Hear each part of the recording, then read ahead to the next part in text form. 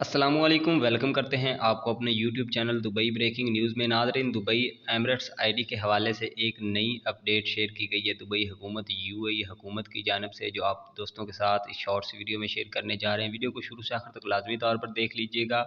Channel को subscribe करके bell icon को लाजमी तौर पर दबा लीजिएगा ताकि नई आने वाली वीडियोज़ के अपडेट्स आप तक जल्द से जल्द पहुँच सकें। इसके अलावा नाज़रीन, सपोर्ट के तौर पर आपने वीडियो को लाइक ज़रूर कर देना है और अपने दोस्तों के साथ भी लाजमी तौर पर आपने फेसबुक और व्हाट्सएप पर शेयर कर देना है। आप लोगों को बताते चले, दुबई हुकूमत यूएई हुकूमत की जानिब से तमाम उन पाकिस्तानी, इंडियन और बांग्लादेशी वर्कर्स को वार्निंग जारी की गई है जिनके एमिरेट्स आईडी एक्सपायर हो चुके हैं और उन्होंने अभी तक उनको रीन्यू नहीं करवाया है।